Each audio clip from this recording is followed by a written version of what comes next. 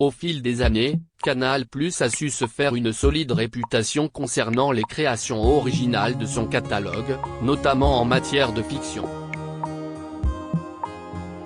Toujours enrichi de nouveautés, Télé Loisirs a concocté un top des meilleures séries originales à découvrir sur la plateforme MyCanal en juin 2023.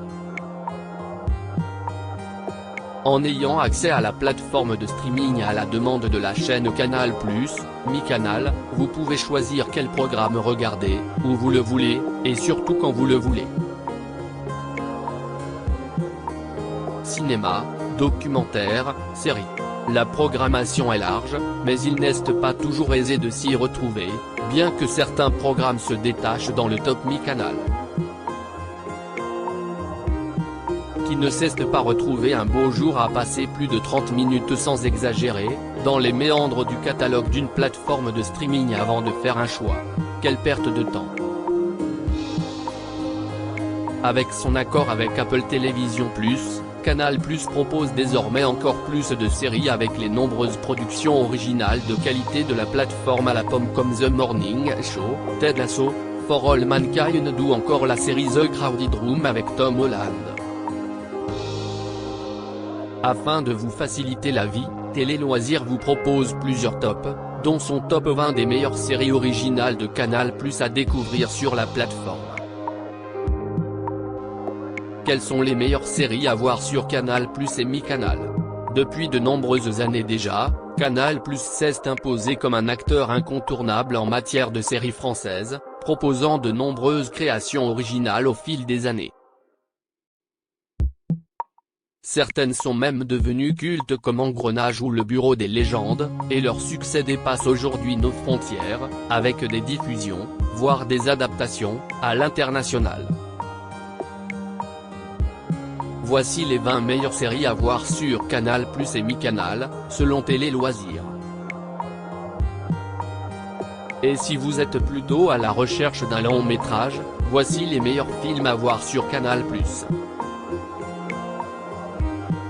Quelle série policière regarder en ce moment sur Canal+? B. R.I, direction le quotidien difficile de la brigade d'intervention. Chef de la brigade de recherche et d'intervention de Versailles, Patrick, Bruno Todekini, passe la main à Saïd, Sofiane Kam, son ex-compagnon d'armes lors de l'intervention au Bataclan. Désormais à la tête de cette équipe de jeunes flics, Saïd va devoir trouver sa place et éviter qu'une guerre des gangs n'éclate en plein Paris. Ultra documentée et proche du réel, cette série signée Jérémy Guez est à la fois efficace, âpre et prenante.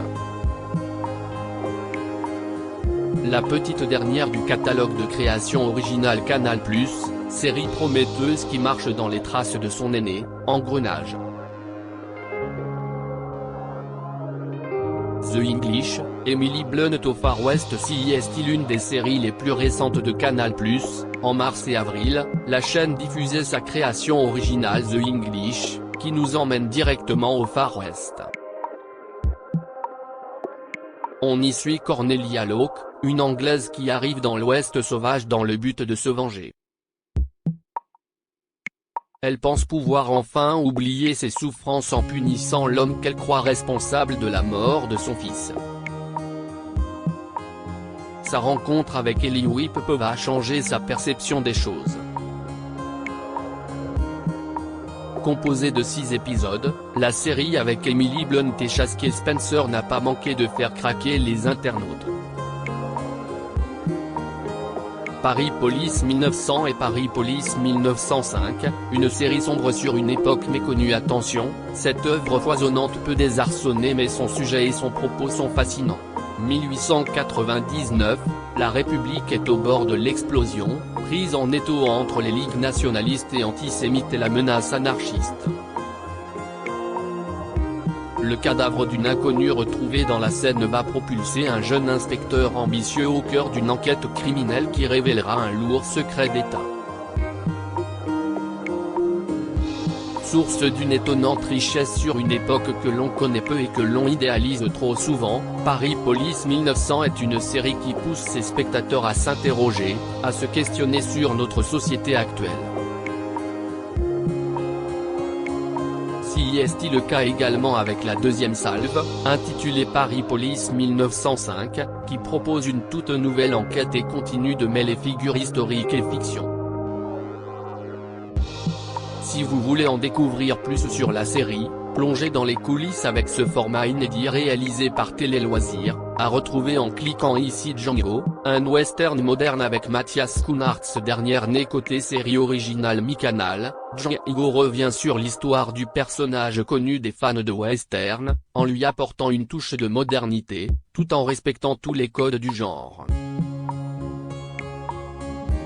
Mathias Schoenaerts incarne le héros de cette fiction qui se déroule dans le Far West, dans les années 1860 et 1870. Toujours hanté par les meurtres des membres de sa famille, Django n'a qu'un espoir, retrouver sa fille qu'il pense avoir échappé à la mort. Quand il retrouve sa trace dans une ville refuge où se rassemblent ceux que la société a rejetés, il tente le tout pour la protéger. Une belle réussite. La nuit où Laurier Gaudreau s'est réveillé, la série thriller de Xavier Dolan après avoir mis en scène 8 films et fait de nombreuses apparitions sur le petit et le grand écran. Xavier Dolan a proposé aux téléspectateurs de Canal+ sa première série, La nuit où Laurier Gaudreau s'est réveillé. Le Canadien a écrit, réalisé et joue même dans cette production adaptée de la pièce du même nom de Michel-Marc Bouchard. L'histoire est centrée sur Mireille, son frère Julien et Laurier Gaudreau, leur meilleur ami. 28 ans après un événement traumatisant, la vie des personnages va être de nouveau bouleversée. Très bien reçu par la presse et le public, La nuit où Laurier Gaudreau s'est réveillé est un thriller efficace et magistral, où l'amitié et les secrets s'entremêlent pour nous scotcher.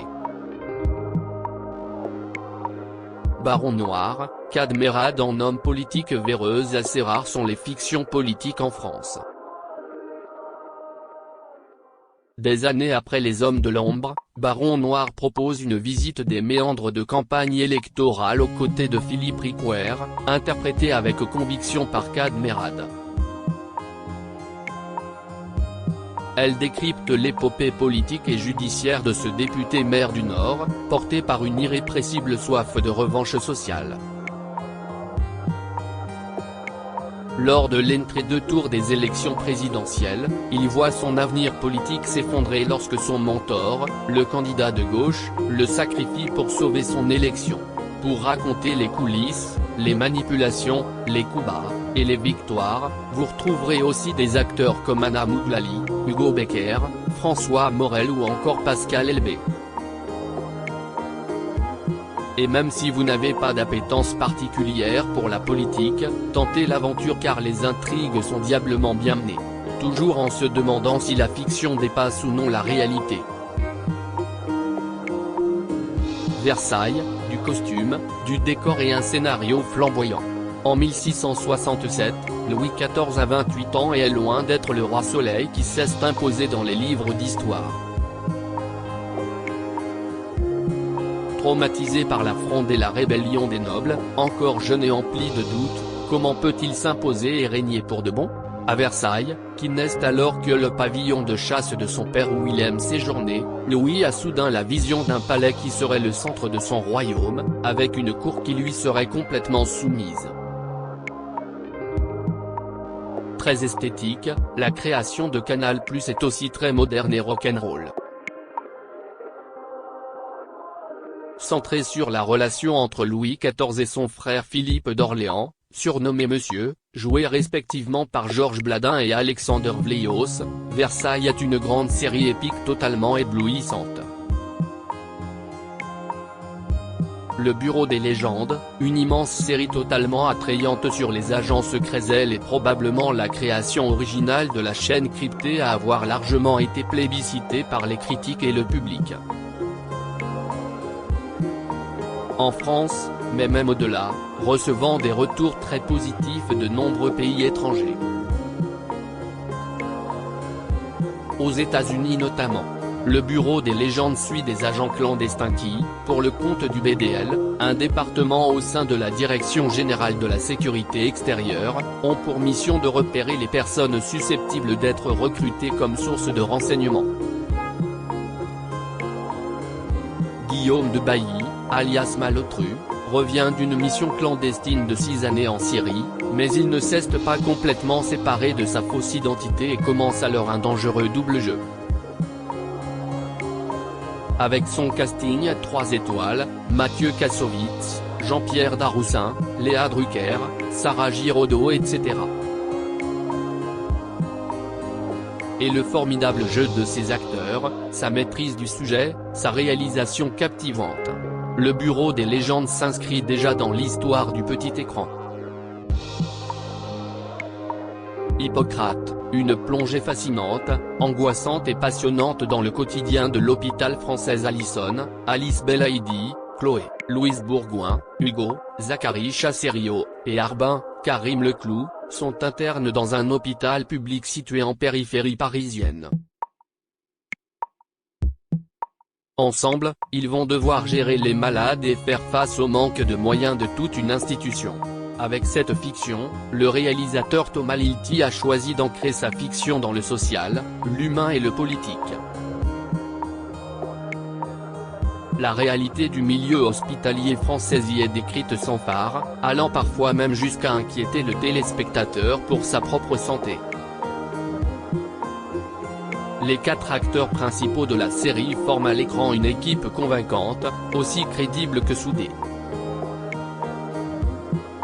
Et surtout très attachante. Hippocrate offre au final une plongée fascinante et passionnante dans le quotidien, pas toujours évident, de ces héros en blouse blanche.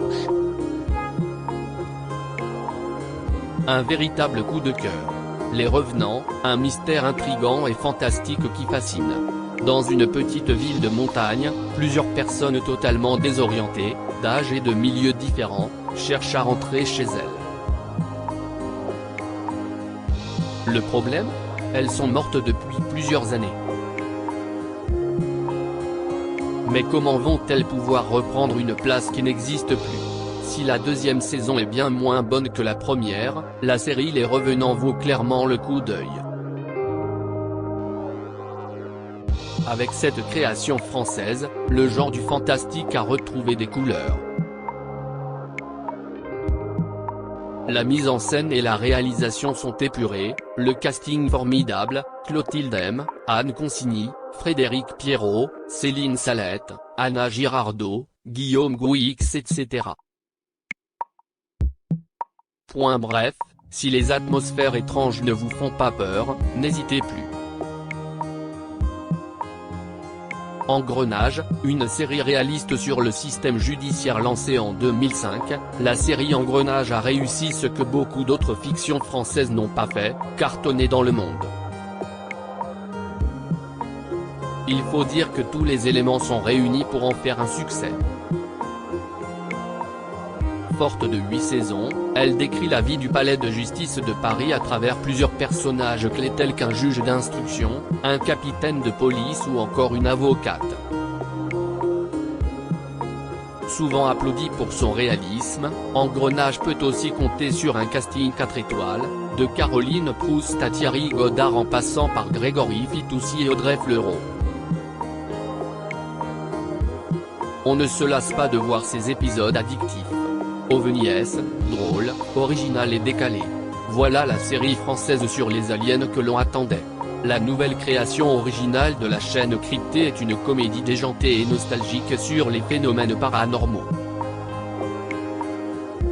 1978. Didier Mathur, brillant ingénieur spatial, voit son rêve partir en fumée lorsque sa fusée explose au décollage. Alors qu'il pensait avoir touché le fond, il est muté à la tête d'un bureau d'enquête spécialisé sur les ovnis, géré par une équipe qui donne effectivement l'impression de vivre sur une autre planète. Sa mission, trouver des explications scientifiques aux apparitions de soucoupes volantes qui défraient la chronique.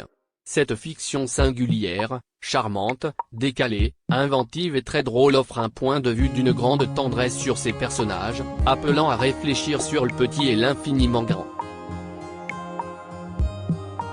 Mené par Melville Poupeau, le casting est extraordinaire et fort touchant. Validé, Franck Gastambide signe une série passionnante sur le rap made in France avec le Validé. Franck Gastambide nous plonge dans l'univers impitoyable du rap. Le cinéaste nous propose une série réaliste et captivante portée par un jeune rappeur au talent fou, Clément Attic. La tension dramatique et les nombreux rebondissements de la série ont suffi à nous tenir en haleine et à nous faire découvrir l'univers pas très tendre de la musique urbaine. Tout commence quand Clément Apache, jeune prodige du rap, est propulsé sur le devant de la scène après son passage dans l'émission Planète Rap. Un succès qui ne va pas du tout plaire à son modèle, Mastar, une star du rap comptant déjà 12 albums à son actif et qui voit d'un très mauvais œil l'arrivée du petit nouveau. Entre les deux, la guerre va bientôt éclater. La vraie force de la série, si est que ses interprètes principaux sont aussi de vrais rappeurs. The Young Pop, Jude Law est resplendissant dans cette série signée Paolo Sorrentino. La fiction raconte l'histoire de l'ascension de Pi 13, né Lenny Belardo, le premier pape italo-américain de l'histoire.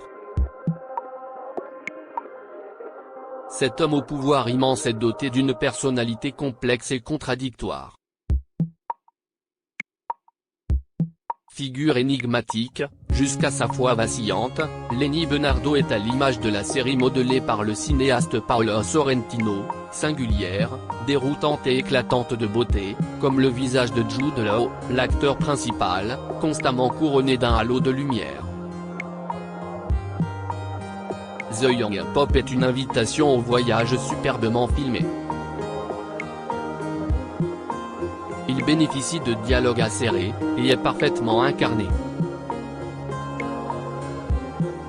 Pour compléter le tout, le casting est prestigieux, Jude Law, Diane Keaton, John Cromwell, Cécile de France, Ludivine Sagnier. La série a eu une saison 2, The New Pop, portée par John Malkovich. La Flamme, la parodie hilarante de Jonathan Cohen. La Flamme parodie l'émission de télé-réalité Bachelor, le gentleman célibataire. Autour de lui, 13 prétendantes vont tout tenter pour le séduire et surtout, allumer la flamme de son cœur. Imaginée par Jonathan Cohen, La Flamme est une adaptation de la web-série américaine Burning Love. On y découvre donc Marc, pilote de ligne sûr de lui, et pas vraiment à raison, vu son chi limité, qui tente de trouver la femme de sa vie parmi une brochette de candidates toutes plus délurées les unes que les autres. Le casting féminin est impeccable, Angèle, Leila Bekti, Camille Chamou, Florence Foresti, Géraldine Nakache, Doria Tillier, et l'absurdité du projet rendent cette parodie drôle et irrésistible. N'hésitez pas à enchaîner avec le flambeau, la suite encore plus délirante. Coles, ouvrez grand vos oreilles, cette série sonore est unique en son genre. Coles pourrait plus être qualifié de podcast que de série. Car oui, ce projet est uniquement sonore. Chaque épisode d'une dizaine de minutes environ raconte une histoire à l'aide de dialogues, de sons et de bruitage, sans aucune image. Voilà qui devrait en dérouter plus d'un, mais le résultat de cette fiction osée est totalement réussi. Laissez-vous porter par votre propre imagination, qui vous laissera à la fois libre, et créateur de vos propres images mentales. Mais aussi qui vous donnera, grâce à sa bande sonore, suffisamment d'éléments pour plonger dans cette atmosphère avec précision. Les plus attentifs reconnaîtront les voix entre autres de Jérémy Renier, Marina Foïs, Mathieu Kassovitz, Charlotte Lebon, Gaspard Ulliel, Camille Cotin ou encore Sarah Forestier. Platane, la comédie pleine d'autodérision d'Éric Judor avant d'officier sur Disney+ avec Weekend Family. Éric Judor a régalé ses fans sur Canal+ avec la série Platane, composée de 3 saisons. Une fiction où l'acteur fait preuve d'une grande autodérision puisqu'il y incarne son propre rôle. Après un accident dans lequel il a heurté un platane, Éric sort du coma et tombe des nues. Il découvre que son compère Ramzy a continué la série H sans lui et est devenu une star. Éric se lance donc dans un défi fou pour prouver qu'il peut être plus qu'un simple acteur qui fait rire. Hard, quand une série française s'immisce dans le porno à la mort de son mari, une mère de famille bourgeoise découvre que celui-ci dirigeait une entreprise spécialisée dans le porno. Elle décide alors de prendre la relève et d'en assurer la direction. Bien qu'horrifiée par cet univers, Sophie s'éprend de Roi à la poutre, une star du X. Va-t-elle tenter cette histoire impossible ? Heureusement, ses copines s'en mêlent. Et là, ça devient franchement pire. Un peu cocasse, osée et décalée, cette série courte se regarde d'une traite. Les acteurs sont bons, les personnages attachants, et le ton bien trouvé. Une belle série française. Working Girls, un portrait hilarant de femmes dans le milieu de l'entreprise. Dans une petite entreprise, Karine, directrice du service commercial, passe son temps à tyranniser ses employés, et plus particulièrement son assistante, Nathalie, de retour au bureau après un nouveau congé parental. De la DRH méga nymphomane, à la cadre supra-psychorigide, en passant par la mère de famille suffocant entre son job et ses mômes, les deux standardistes qui font siffler quand on leur souffle dans le nez et la chef du marketing qui déprime même son psy. Working Girls brosse le portrait de femmes dans le monde de l'entreprise avec beaucoup d'humour et d'autodérision. En plus d'avoir lancé des actrices désormais bien connues du grand public, Laurence Arnay, Alice Belaïdi, Blanche Gardin, Vanessa David. Guyane, un séjour dans la forêt amazonienne dont vous ne sortirez pas indemne. La série raconte l'histoire de Vincent Augier, un étudiant parisien en géologie. Il est menacé d'être exclu de la prestigieuse école des mines. Seul un stage concluant, effectué en Guyane, pourrait encore sauver son avenir. Sur place, il découvre l'univers souvent impitoyable des orpailleurs. Il va alors tenter de trouver peu à peu sa place dans un milieu de prime abord particulièrement hostile. Canal+ s'attaque au grand récit d'aventure avec cette production épique par excellence.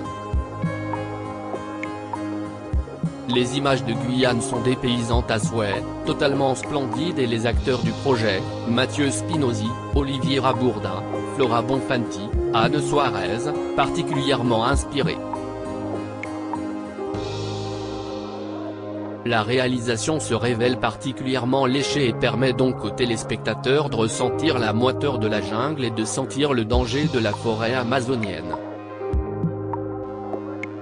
Des séries originales à découvrir en intégralité sur Canal+.